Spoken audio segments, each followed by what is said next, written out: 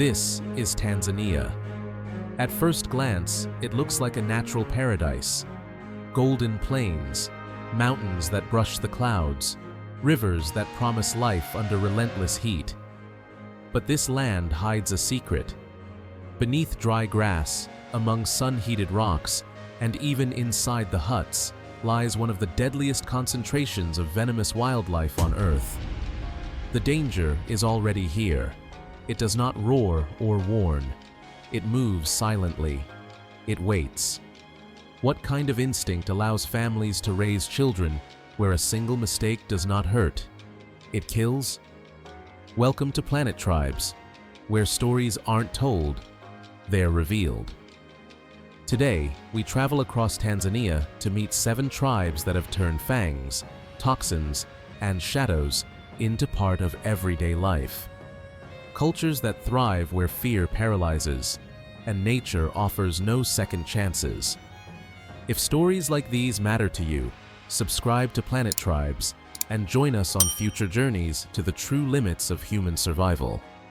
And stay until the end, because this journey is not only about extreme places, it reveals a form of knowledge the modern world has forgotten. One that separates survival from disappearance. Are you ready to cross the invisible boundaries of our species? Let's begin. 1. CHAGGA, Kilimanjaro. On the northeastern slopes of Tanzania, Mount Kilimanjaro dictates the rules of a deadly game.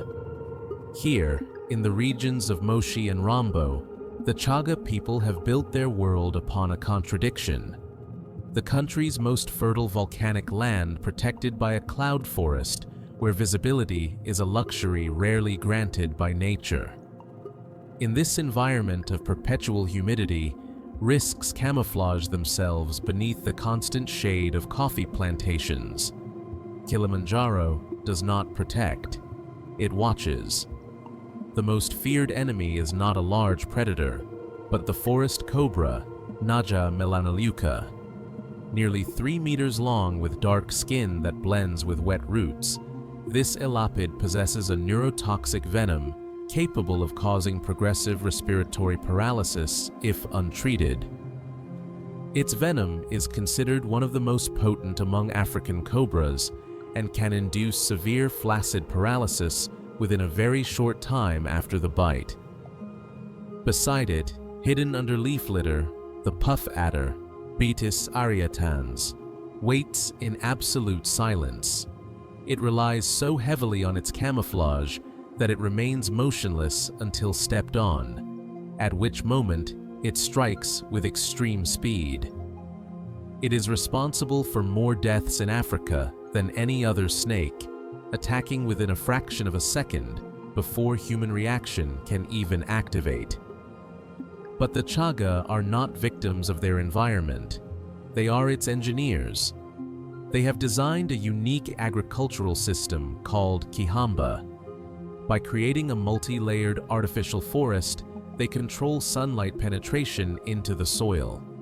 This system creates a cooler, shaded microclimate that reduces the usual presence of reptiles in human work areas. Moreover, their ancestral architecture of underground bunkers served not only for war, but also as protection against scorpions and other venomous arthropods, thanks to carefully designed closures and physical barriers. For the CHAGGA, agriculture is not just sustenance.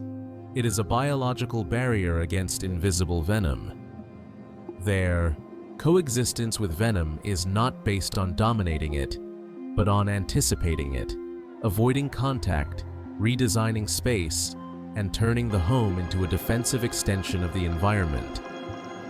While in other places, humans try to impose themselves upon the territory, the CHAGGA did the opposite. They bent to it. They bowed their heads, dug into the earth, and learned to live where a single wrong move can cost a life. And yet, this is not the only people who learn to transform fear into structure. What comes next is terrifying. Further down, far from the mountain, there exists a people who live without walls, without terraces, and without permanent shelters. Where venom no longer hides beneath the feet, it lurks from the branches. 2. HADZA, Lake Eyasi. As the land drops into the arid basins surrounding Lake Eyasi, deep within the Great Rift Valley, the rules of survival shift dramatically. There are no stone walls here, no underground bunkers. The HADZA inhabit a thorn scrub savanna where exposure is absolute. In a landscape shaped by ancient acacias and towering baobabs, danger has evolved to strike from angles the human eye rarely watches: the air and the canopy. In the tree canopy waits the eastern green mamba, Dendroaspis angusticeps. Though more common in dense forests, it also appears in wooded areas of the rift when conditions allow. As the HADZA climb in search of honey, this arboreal elapid, its vivid green body indistinguishable among leaves, remains perfectly still until a human hand enters its strike range. Its neurotoxic venom acts rapidly on the nervous system, delivering a precise attack when movement is detected at close range within the foliage. On the ground, the threat strikes without direct contact. The black-necked spitting cobra, Naja nigricollis, does not need to bite to disable a hunter. From a distance of up to 2 meters, it ejects cytotoxic venom directly into the eyes, causing extreme pain and severe visual damage if immediate action is not taken. Compounding this danger, daytime ground temperatures in the Eyasi Basin can reach 50 degrees Celsius. The HADZA deliberately hunt during the hottest hours, when many snakes reduce their activity, minimizing accidental encounters with active reptiles. Yet the HADZA possess a form of technology unmatched by any other group: constant vigilance based on reading animal signals. Their survival depends on an uninterrupted interpretation of the ecosystem. They have learned to decode the alarm calls of other species, the specific cry of a baboon, or the erratic behavior of the honey-guide bird functions as a biological radar, warning of a nearby snake. Their defense also includes tactical fire. Before establishing a temporary camp, the HADZA carry out controlled burns of specific grasses, whose smoke and ash temporarily reduce the presence of Parabuthus scorpions in resting areas. For the HADZA, safety is not a physical structure. It is a state of absolute awareness, where understanding animal behavior is the only barrier between life and a neurotoxic death. HADZA survival does not rely on weapons or barriers, but on the ability to process and respond to alarm signals from other species, using the entire savanna as an early warning system. Before approaching any place, they observe small birds. A bird abandoning its branch without visible cause. A sudden silence in the canopy. A disrupted pattern among insects. For the HADZA, these signs are more valuable than direct sight. They do not watch the tree. They watch what the tree provokes. Sleeping, moving, and gathering require constant decisions based on micro-signals. There is no later here. Mistakes do not accumulate. They are paid for immediately. In a land without shelters, attention is the only true antidote. Farther north, the landscape changes again. Green fades away, the ground cracks, and danger no longer falls from the branches. It begins to wait beneath the feet. 3. DATOGA, the semi-arid north. Would you trust your eyesight to sand that spits venom? Where the earth splits under a sun that shows no mercy, DATOGA territory reveals itself as a steppe of red dust and ash-colored horizons. These people live in Tanzania's semi-arid north, across some of the driest stretches of the Rift Valley. Unlike their neighbors, The DATOGA are master metalworkers and warrior herders, shaped by a dry ground where danger does not hang from branches. It rises from cracks in the soil. Here, survival is a matter of direct contact and daily friction with wildlife that has evolved to disappear into absolute aridity. The primary threat beneath DATOGA feet is the thick-tailed scorpion, Parabuthus lyosoma.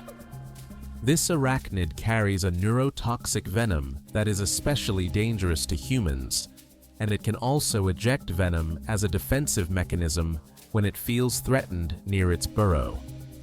To counter it, the DATOGA redesign the ground around them, removing visual shelter and creating perimeter zones of dead earth, where an attacker's camouflage becomes useless. This scorpion can withstand the extreme temperatures of the driest seasons, keeping its toxic potency intact even during the harshest months of Rift Valley drought. Alongside it, patrolling the grazing areas, is the Egyptian cobra, Naja Hadje. One of the largest and most lethal cobras in Africa, its venom is primarily neurotoxic and can cause progressive muscular paralysis without treatment. On DATOGA ground, bare, vibrating with heat, these creatures are shadows that become real only when the mistake has already happened. The DATOGA response to this constant pressure is ancestral materials engineering. As expert metallurgists, they developed a protection system built around copper and brass. The heavy ornaments worn on ankles and limbs are not purely decorative.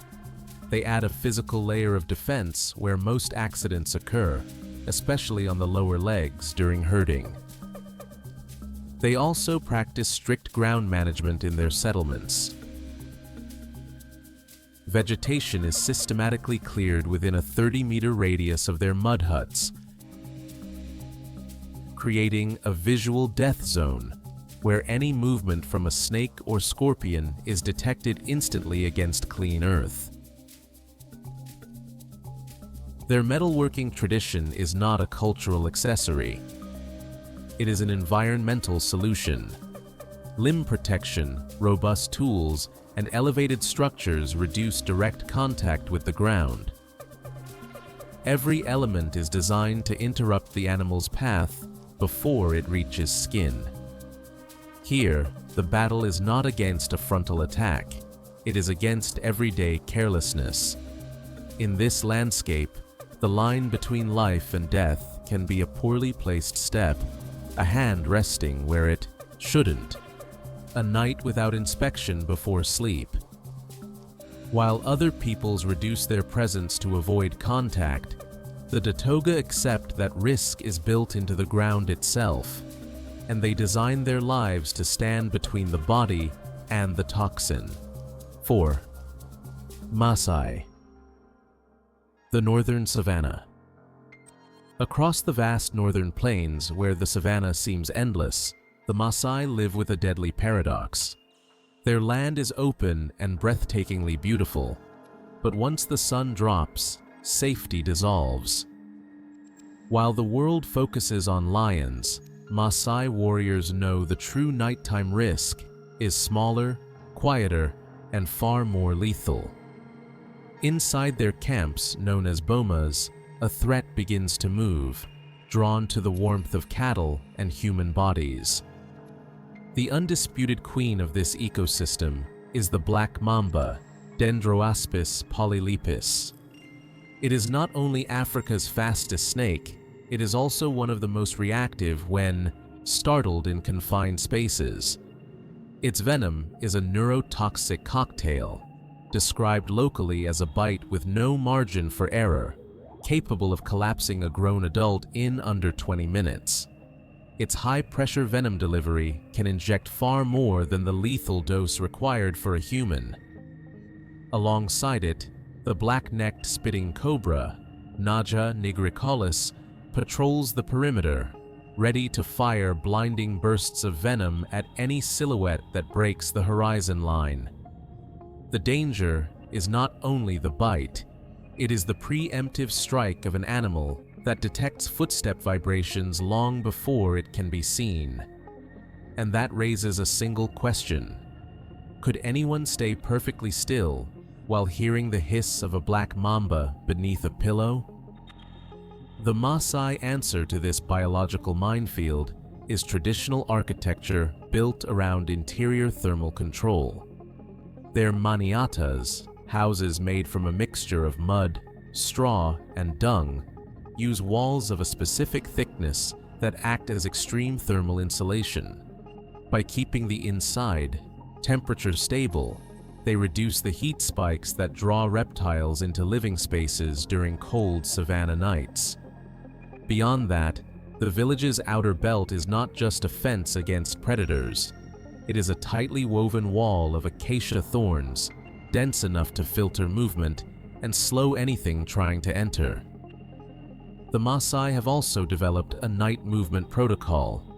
They never walk in complete silence inside the camp. Instead, they use the rhythmic thud of their sticks or the scrape of sandals cut from recycled tires to create vibrations, signals that warn cobras of human presence and allow the reptile to move away before contact. For the Maasai, nighttime peace is not the absence of noise. It is a constant negotiation with shadows sliding across the ground. Snakes do not perceive the world as humans do. They do not hear sounds the same way, but they detect ground vibrations with extraordinary sensitivity. Rhythmic impacts alert the reptile before visual contact, encouraging it to retreat and preventing a close encounter. Night watch is routine, checking the perimeter, shifting the cattle, lighting critical zones. Sleep is not abandoning the environment, it is a guarded pause. Here, survival is not about reacting fast, it is about not sharing space with venom. In other territories, danger waits motionless. In the nocturnal savanna, it moves, slowly. And only those who understand that logic can rest without paying the price. If this journey has you hooked, and you want to keep exploring places where every decision matters, hit like, subscribe to the channel, and keep watching. Because what comes next no longer slides through the dark. Closer to the center of the country, heat stops being a secondary factor. It becomes the axis of everything. And there, the ground itself turns into a precise, millimetric trap. 5. GOGO, Dodoma on. The arid plains of Dodoma in central Tanzania, the ground is not a refuge.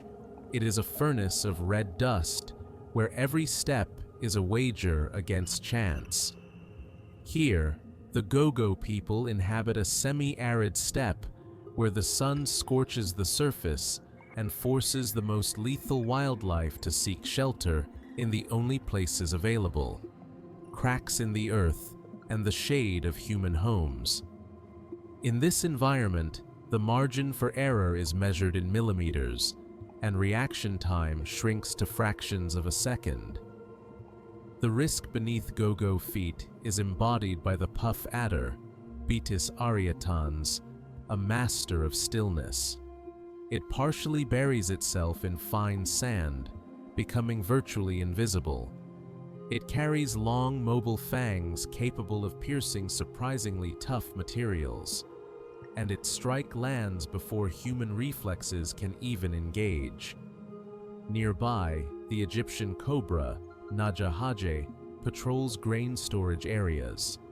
Its venom, strongly neurotoxic, can cause progressive muscular paralysis that becomes lethal without treatment.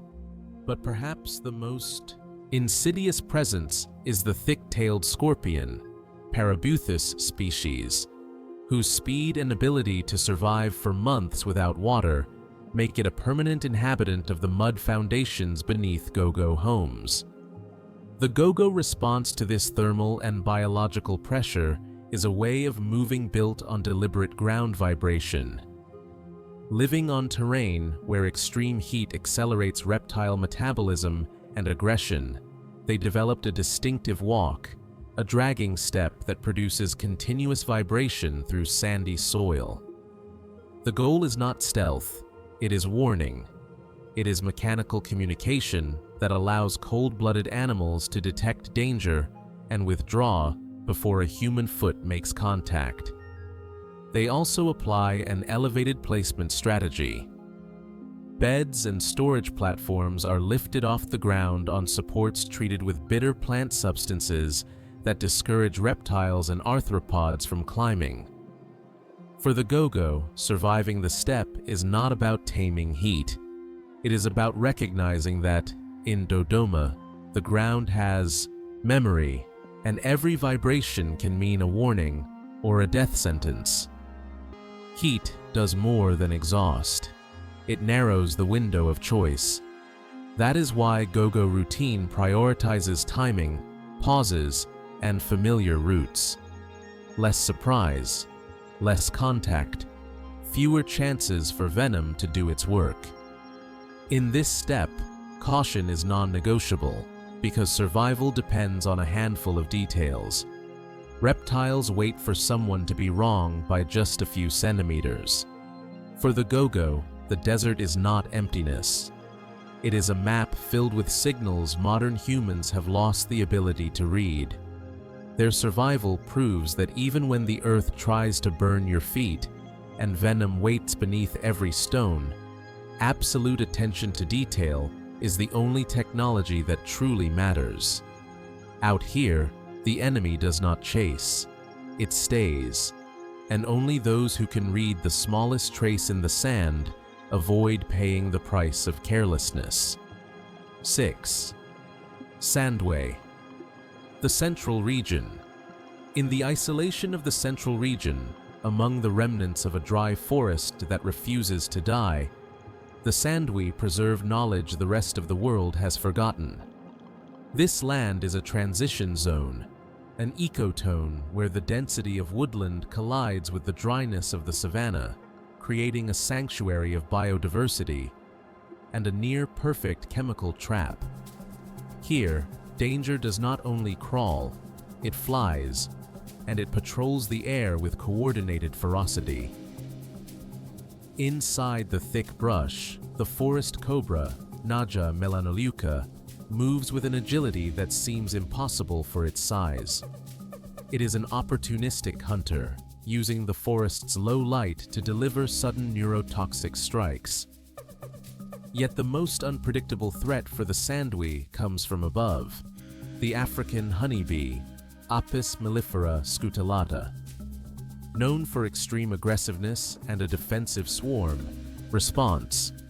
A single accidental disturbance can trigger a mass attack of thousands of individuals. For a SANDWE forager, venom is not only a bite, it is a toxic cloud that can surround you in seconds, leaving no clear route of escape.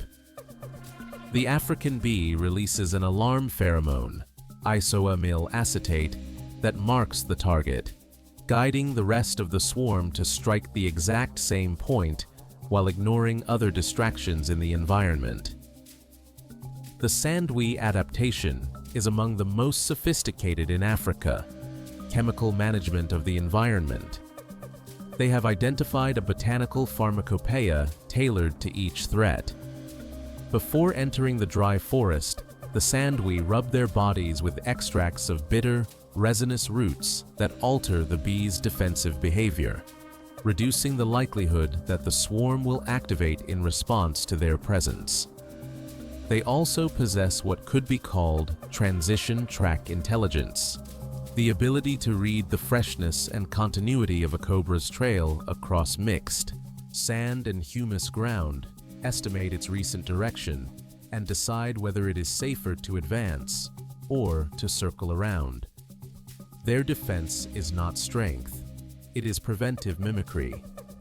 By using organic pigments and earth tones that match the landscape, they reduce the visual contrast of the human body in the scrub, lowering the chance of triggering a defensive reaction. In this zone, any abrupt movement can be interpreted by wildlife as a declaration of war. Their advantage lies in precise, functional botanical knowledge. Certain plants, when burned, produce smoke that alters bee behavior, reducing aggression and allowing passage or harvesting without setting off the swarm. It is not immunity. It is environmental control. On the ground, track reading is constant. Mixed terrain means mixed traces. Knowing how to distinguish a fresh mark from an old one determines whether you move forward or choose to go around. Here, the SANDWE learned that survival does not always mean advancing. Sometimes, the real decision is knowing when not to enter. But this journey has not reached its final point. Farther to the northwest, the balance changes completely. Venom is no longer avoided. It is not circled. It is not sidestepped. There, people live inside it. Our last stop waits in a land where retreat does not exist, and where every encounter is face to face. 7. Sukuma, the Northwest. At last, on the plains of northwestern Tanzania, the landscape is broken by inselbergs, colossal granite formations rising from the earth like islands of stone. This is the Sukuma stronghold, a people who have chosen not to flee the epicenter of venom. These rocks, riddled with deep cracks and thermal caves, form the perfect refuge for some of the continent's most lethal creatures. Here, survival is not about avoiding encounters. It is about managing them through a level of mental discipline that borders on the impossible. In the Sukuma stone labyrinths, as among the MAASAI, the black mamba, Dendroaspis polylepis, lies in wait, using sun-warmed granite to maximize its body temperature and reach peak speed. The Sukuma understand that the snake does not hesitate to strike when it feels cornered inside a rocky passage. Across Inselberg outcrops, the density of thermal shelter in granite favors a more frequent presence of black mambas than in open savanna. Alongside it, the black-necked spitting cobra, Naja nigricollis, exploits changes in elevation to fire venom bursts from higher positions, aiming directly at the eyes of anyone who intrudes. In this setting, venom becomes an atmospheric constant, a risk that seems to hang in every corner of the village. But the Sukuma responded by creating the Bugoyangi, a specialized society of snake hunters trained to an extreme level in reptile handling. This is not magic. It is constant observation, movement control, and a precise reading of animal behavior under pressure. They have also developed a crop protection zoo therapy. Rather than exterminating cobras, they treat them as guardians of grain stores. Through controlled movements, environmental vibrations, and careful interpretation of defensive signals, they can influence the reptile's response, reducing the likelihood of a defensive strike. For a Sukuma, the mamba is not an enemy to be destroyed. It is a component of their security system. Their daily life becomes the final proof that fear is a mental state that can be hacked until the predator turns into a silent ally. The Sukuma do not try to dominate venom. They learn to coexist with it in the country's most concentrated landscape of risk, where every encounter is frontal and every mistake is paid for immediately. 7 communities, 7 invisible lines where life and death are separated by a gesture, a sound, or a single second of attention. In Tanzania, we witness something the modern world has forgotten: that survival is not about resisting nature, but learning to read it before it speaks out loud. To us, venom is fear. To them, it is information. A silent language, decoded with feet, with skin, and with the deep memory of the land. While our civilization builds walls, alarms, and screens, these communities walk without a safety net in a world where every mistake has real consequences. And yet, they are still here. The question is no longer how they survive. The question is something else. If tomorrow everything that protects you disappeared, if there were no signs, no alerts, no technology between you and the environment, would you recognize danger before you could see it? We'd like to know what thoughts stay with you after this journey. You can leave it in the comments. And if you made it this far, write the keyword for this episode: wildlife. That's how we'll know you walked this entire path with us. This documentary ends here, but the journey doesn't, because there are still places where humans don't command. They listen, they learn, and they adapt. If you want to keep exploring those territories with us, where every decision matters and every silence carries meaning, subscribe to the channel and turn on notifications so you don't miss the next episodes. Because real strength isn't in conquering the world, but in understanding where its limits are. We'll see you at the next destination, where the world still has something to teach us.